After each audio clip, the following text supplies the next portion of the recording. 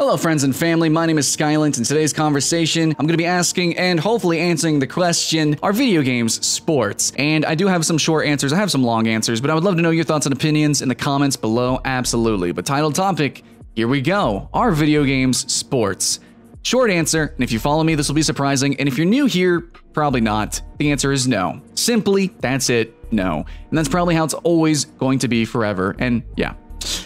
Until somebody changes the definition of what the word sports means, and I'm totally not against that. I think that it would be good. I think we should always constantly strive to be redefining terms, especially in an age where we have a word such as esports, and then we have normal sports. We have an age of technology abound on us, and we're only going to get more technologically advanced, and our culture is only going to ever be more entwined with technology and the digital space and virtual reality, stuff like that. So if definitions want to change, I'm not against it, but here we are, we're going to be mainly focusing on the concept that video games as a whole, are they physical? Because sports are physical things. That's what most people are going to argue. Definitions might change, but we're going to go into it with the idea, the concept that maybe potentially video games could be used in the Olympics. It could be an Olympic event. It could be an Olympic sport.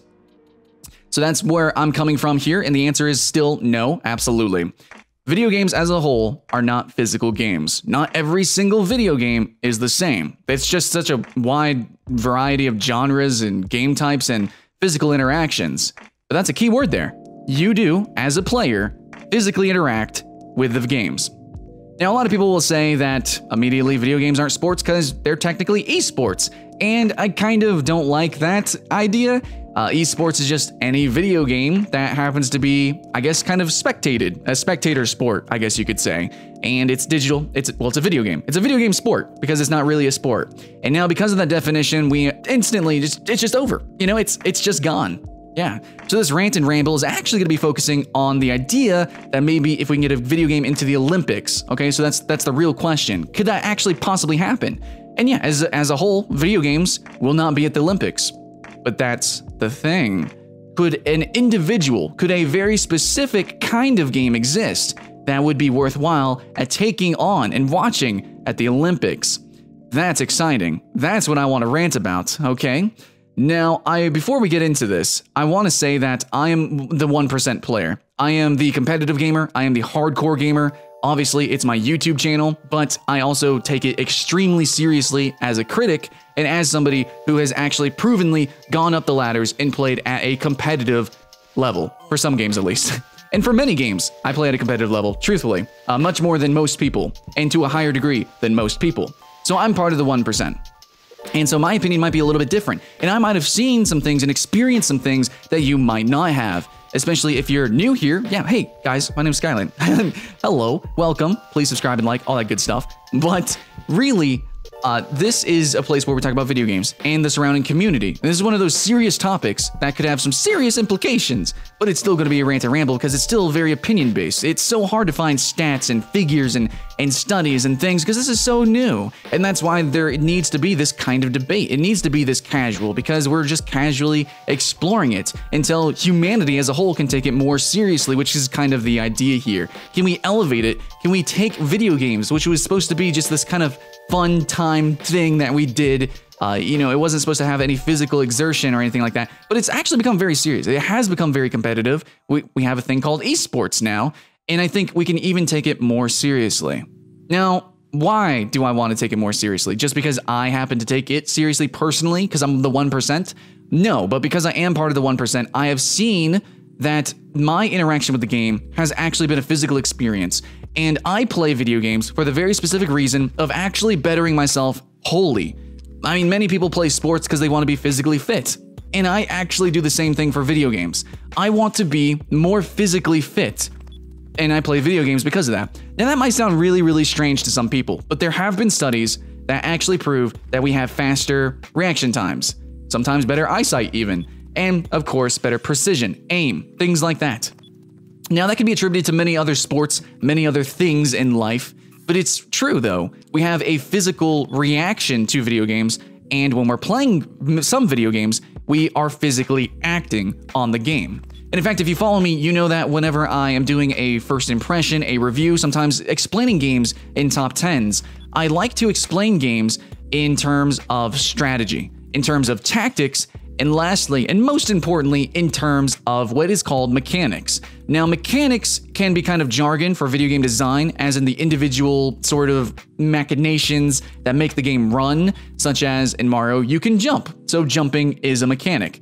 But actually also, the mechanics in terms of slang for competitive games is generally the physical interaction of the player on the game. So mechanics would be how high is your APM, or actions per minute. This is a big number that's calculated for a lot of MOBA players, especially inside the RTS StarCraft. We've also got arena shooters where you essentially need to be doing an infinite amount of things, reacting to an infinite amount of things potentially as well, with perfect precision and timing and accuracy and all that good stuff. It's pretty ridiculous how actually physically demanding some of these games are. And I guess immediately, just to counter that, somebody would say, well, you're not really exerting yourself. Exertion.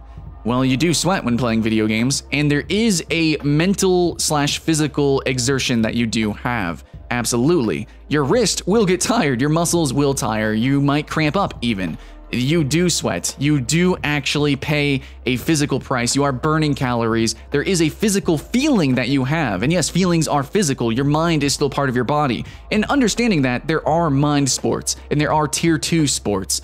You have things like pool, you have things like darts, you have things like chess. So there's different degrees of physicality required to play certain games, even video games, right? Such as Hearthstone. Hearthstone is an esport, it is a spectator competitive video game. But it should not be considered in the same league, in my opinion, as something like League of Legends, or something mainly like Quake, or maybe even StarCraft 2. These games are kind of a cut above the rest when it comes to the mechanical demand of the game, how many actions per minute you need to utilize, how much effort you're actually using, your aim, your precision, how you physically are actually reacting to the game is very important. And that's a word I keep using over and over again. And that's what separates it from other tier 2 sports, such as pool and darts and all that good stuff. Reaction. See, the difference here is that in proper sports, especially competitive sports, such as football, basketball, you aren't just throwing a basketball. It's not just, you're not just playing horse. Horse then would be considered a tier 2 sport. No, basketball is a reactionary sport, and you do have to physically exert all that good stuff, okay? Basketball is probably one of the most wholly unanimous sports in the world, such as boxing as well, soccer. But there are, even in those sports, and even in these things that we play, these games, such as football, American football that is, when it comes to these, you're still not fully exerting yourself and fully testing all of your physicality all the time. That's why the Olympic Games have a wide suite of events, so that there are different, there's team orientation, there's team physicality, how you interact with, different people's bodies, stuff like that. I mean, in terms of like, MMA, also boxing, things like that. In soccer, we have all these different rules so that we can explore different, I guess, attributes of the human body. In soccer, it's much more about stamina and speed. In football, it's really more about being bigger and stronger. And even in football, actually, you have different positions that utilize different aspects of the human body, such as aiming precision as the quarterback and running and sprinting. And there is stamina involved, but it's played a little bit differently than soccer, so stamina is not the main component there. And basketball is probably similar to soccer and whatever. There's lots of different sports that have different weighted attributes or physical things that they look for and want and promote, and that's how you win, and that's what we celebrate. It's like, yeah, he's really good at shooting. He can make the basket anywhere, so there it is.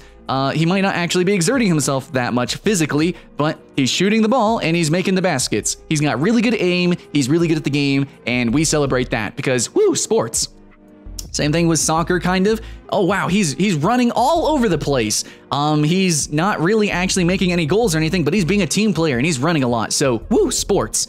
All these things celebrate different things, and I'm sorry I'm being so light about it, but frankly, a lot of people are being very light about video games. And I think as a whole, yeah, no, seriously, I've said it over and over again, but video games as a whole are not physical interactions. But there are select games, and there might actually potentially come out in the future some new games, select games, that are more physically intensive and they should be rewarded for that, and they should be celebrated. And then from there, we can evolve as a species. We can go further than ever before with our artistic mediums, which video games are, and with our competitive spirit, and as physical beings as well, as humans, having faster reaction times, beating world records, having higher actions per minute, and being overall more and better, well-rounded individuals and physical creatures, you know, on planet Earth here. Or in space or whatever, man, on Mars, man. We go, man. We got to think about the future. That's what the Olympic events is all about, okay? So thinking about the future of the Olympics, you know, adding any event and taking away any sport, it intrinsically actually has an impact on all other sports and what it means and what it defines as. And in today's age, which is, well, technology-based, and we're going into a technology age, it's really important to understand that we do have a physical interaction with this medium, you know, computers, mobile phones, stuff like that. We actually do physically interact with these things. And if people just ignore that, I feel like we're ignoring something very big with our physicality, and that we could much, much more enhance ourselves and celebrate it. So anyways, the games that I think would really best explain what I want to say, and this is how I do reviews and stuff. So, you know, comparing, contrasting, and listing things is a great way for people to kind of wrap their head around things. So yes, you've kind of seen some gameplay in the background of some games that I'm talking about, but directly, I want to reference Smash. I want to reference the fighting game Smash, which seems colorful and cute and silly, but this is one of those fighting games that is extremely physical. And fighting games as a whole actually are very physically demanding. Please tell me one fighter who actually is a competitive fighting game player and ask if they just don't sweat, if they just don't actually cramp up, or their fingers don't hurt from smashing the buttons. Like, tell me that they don't feel anything, that they're completely numb. It is wholly a digital experience. Because when you're playing these games at that breakneck speed, and you need that reaction time, and you need to think that hard, yes, it's still a mind game, but then actually translating that into a physical motion, which then translates back into a mind or digital event there, that's still a physical interaction. And a physical reaction. And that's the main point there, is it's reactive. Darts, pool, stuff like that, that's not reactive. You don't react in real time, and that has a real impact on your body. That's the big thing there. So in Smash, I don't know which Smash would be in the Olympics, maybe a future one, maybe an older one, but just say the genre of platform fighter. This is something that is incredibly fast-paced, has a wide wealth of options available, so it's very complex. But because of that complexity and, I guess, physical potential, well, it is a physical game. It is a physical game that you can just press so many buttons and do so much at any one time. It's just kind of sweaty. It's just kind of sweaty. Now, do I think Call of Duty on PS4, will that be an Olympic event? No, I don't think so. I think that's more of a tactics game. I think it's more of a strategy game. I do not think it is a mechanical game. And if we're going with the mindset that video games need to be physical, then we have to over everything, need to focus on mechanics. So the games that I would normally rate and review as heavily mechanical, those are the games that have potential to be Olympic events. And I think that another game would be Quake. Now we have a new game called Quake Champions. I think that Quake is probably the biggest contender to be in the Olympics, aside from Smash, but it is kind of gory, and I don't think that's going to be very well suited for a global audience.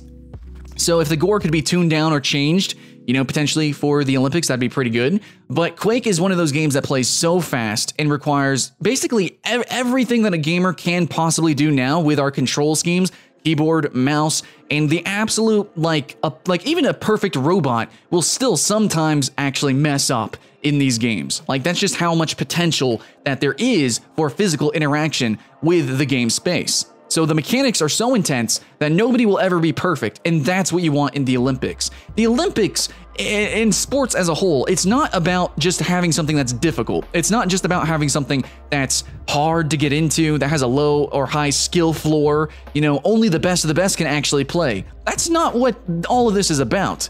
What it's about is the potential, okay? So some games are hard to get into, but do they have an infinite skill ceiling? The games that have infinite skill ceilings that focus on the physical mechanics of the game should be considered sports. Now, I think probably the most likely candidate that will actually make the Olympics, aside from what I personally believe should make the Olympics maybe a little bit, is I think Smash is pretty good. It's very mechanical. I think Quake is very good, but for aesthetic reasons and for some other reasons, they might not make it to the Olympics. Actually, Smash might. So Smash is a good one, but I think maybe actually League of Legends would make it. Now, why League of Legends? Well, League of Legends is actually incredibly mechanical. Now, does it have an infinite skill ceiling? Debatable. It has an infinite skill ceiling when it comes to tactics and strategy, but when it comes to mechanics, it's only a few characters. So for that same reason, I wouldn't include Overwatch, actually. Overwatch has characters that almost just don't have mechanics at all. It kind of auto-aims for you and stuff like that. In League of Legends, though, there is, even if you are playing a character, for instance, that has basically no skill shots, has no real true reactionary abilities even, just clicking, just moving around the map, just actually scouting out your teammates and scouting out the enemies, and there's just so much that you can do that seems like a non-action, that actually is a physical action from the player. So, you know, as a spectator, it doesn't seem that action-packed, but if you actually play League of Legends, you'll know how high your APM is, seemingly, even despite not using a single ability. Even just dodging all these other skill shots that are in the game, and using certain items, or just yourself as a player, spectating the map and spectating the items and, you know, all that stuff. It seems like mind games, but you physically need to move your camera, you physically need to go and look through these different menus. That is a physical thing. It is a real-time game, and that is the difference between Tier 2 sports or mind games. It's not all just played in the mind. It's in the mind, but it's real time, and that real time in the mind needs to translate into your hands, the mechanics, and back into the game. That is what makes it a sport, and all of that is a unique physical interaction that is not really explored or really celebrated by most people, because most people don't know about it, and they need to, because that's the point of the Olympics, is to share that, okay? So let's celebrate that. So if we had a review real quick, like, I think any game that might have potential for just like infinite actions per minute could be really fantastic for an Olympic sport. Now, here is where I want to talk about why I think we need this and why we need this conversation. So historically, and actually it's very recent history here, we have seen an emergence of awareness when it comes to just the average gamer being aware of some limitations that developers have placed on us. So this is still talking about cosmetics and aesthetics, but it has a real mechanical detriment to us as players, as a human beings, okay? So there's a game that recently came out called The Order 1886, and it had caps on frame rate, and it had a weird resolution and form factor with the display, and it just had all these limitations to it that directly impacted us physically. You know, a lot of people don't realize that we can actually see pretty freaking high FPS, but this game, in terms of like trying to be artistic, limited its FPS and limited its FOV and stuff like that. It's more cinematic. But video games aren't, it's not cinematic. We actually directly interact with games. That's the definition of a game, okay?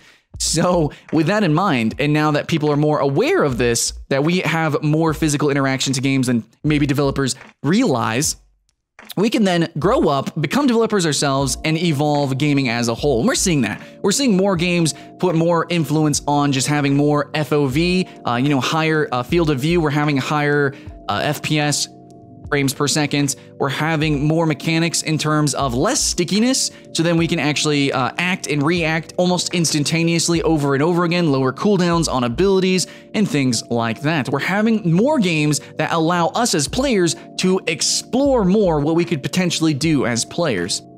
Also, and tragically to the fighting game community, that I didn't suggest more fighting games to be at the Olympics, because directly they are supposed to be some of the most physical games, and they are head-to-head, but I actually don't think that they have the highest APM. I think that there is an infinite skill ceiling for them in a sense, but I think in terms of physicality, maybe not so much. In terms of reaction speed and such like that, it's, for most fighting games, it's actually limited by 60 frames per second, and limited by frame data, and very, very strict terms and things, where in other more online games don't really use that sort of information. And some people would say that makes it non-competitive, non-fair, but if you think about it, it'd be like chess having chess with a grid and then having chess without a grid, being able to, give and take a little bit more. You know how more infinitely complicated that would be? And that's kind of my conception here when looking at arena shooters specifically. Because in arena shooters, you have I really can't see it having a limit. It's basically infinite skill ceiling, and you can just do anything, essentially, with almost nothing, with the most basic guns, with even some of the most basic movement abilities. Just the fact that you can have such freeform aim, that you have such speed overall, and you have to react to it, that's pretty intense. Now, you absolutely can react to a certain degree in these fighting games very quickly, and some people would say that there's some abilities that move so fast the human eye just can't see it, you just can't react to it. That's what you think now, and that's what maybe the average person can, but that's the point, is that we can create games that has the potential for master players to really explore themselves, and then elevate the average gamer into a position to be a master gamer. And we're seeing that with games like Overwatch, though Overwatch does it very gently. Most characters really not worthwhile of calling it an Olympic event, maybe as a team event, but there are some characters such as Genji that have an infinite skill ceiling, and you could do so much with it.